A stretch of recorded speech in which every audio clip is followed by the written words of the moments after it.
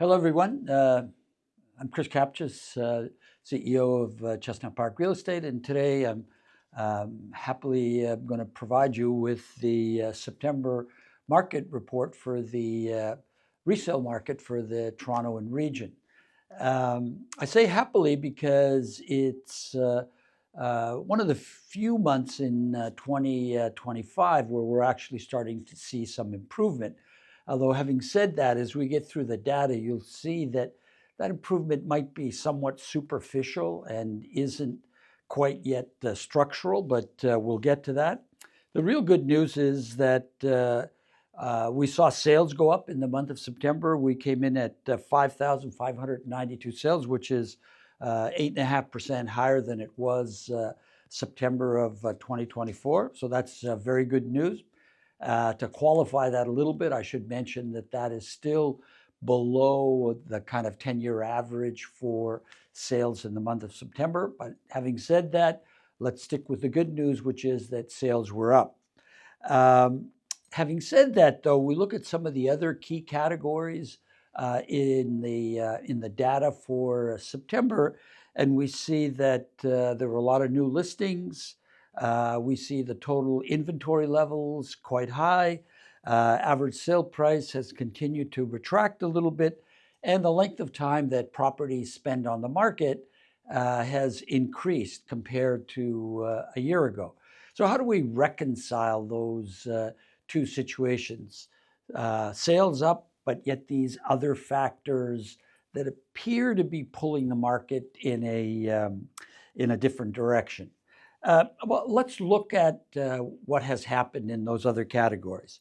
In the case of inventory coming to market, almost 20,000 new listings came to market in the month of September, taking us up to almost 30,000 active listings for buyers to choose from.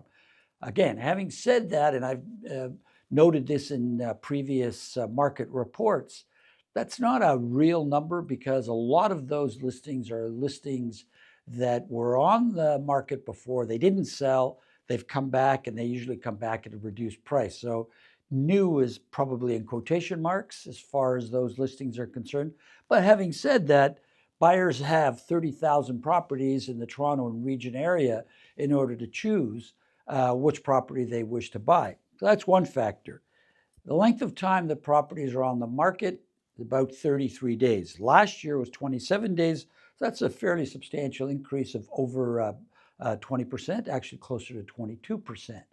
And in addition to that, and this shouldn't be a surprise given what I've just said, we've seen the average sale price come down in September to $1,059,000.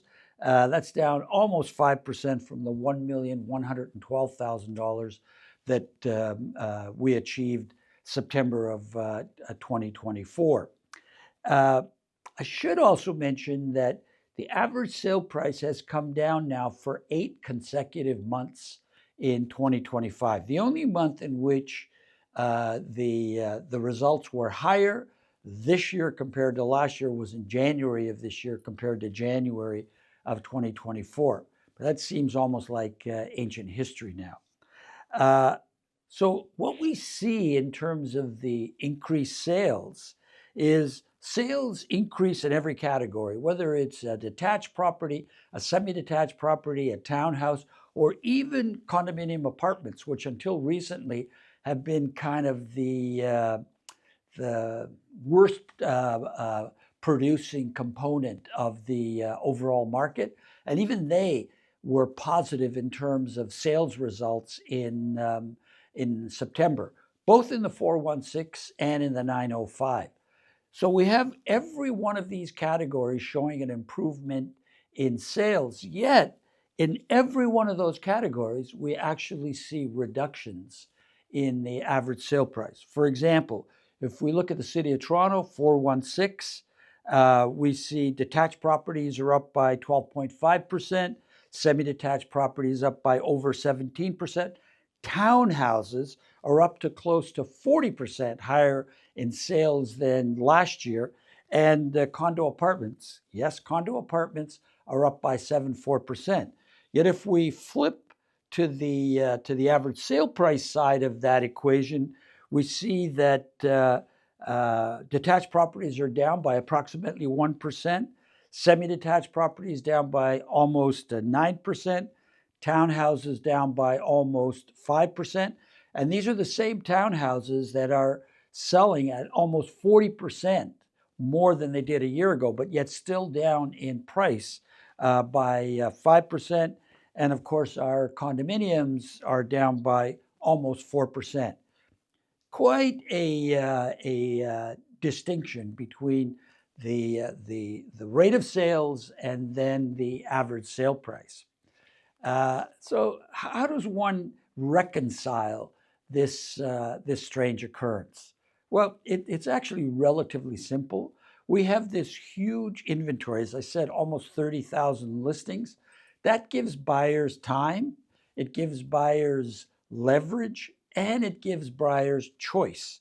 And when you have that at play in the marketplace, what's going to suffer is your average sale price, because buyers have time to negotiate, they have leverage to negotiate because they have a lot of choice. And so, as I said a few moments ago, for the last 8 months, we've seen the average sale price declining month over month for the last 8 months, including the month of September.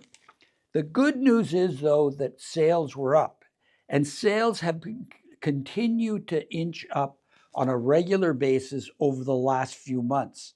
It has been marginal, but it's been there. And I think as we move through the rest of 2025 and then ultimately into 2026, the disparity between the amount of inventory out there and sales is going to diminish, and we're going to find ourselves in a much more stable market where we'll see prices stabilize, so we might not see price reductions the way we have, as I said, for the last 8 months. We'll continue to see more sales, not at the level that we've got used to before, certainly during the decade leading up to the pandemic, and then, of course, during the pandemic, but a much more regular kind of development, consistent with what's happening in the economy. And I'm certain that's going to happen because we can see the patterns developing already. But for the time being, we're still in a market that is not fully stable, primarily for the reasons that I've mentioned. So I'm really looking forward to getting the October results and to hopefully see that they confirm what we're talking about today, and the rest of the months in 2025 with a view to seeing a much more stable and sales-filled market as we move into 2026. So until then, thank you very much.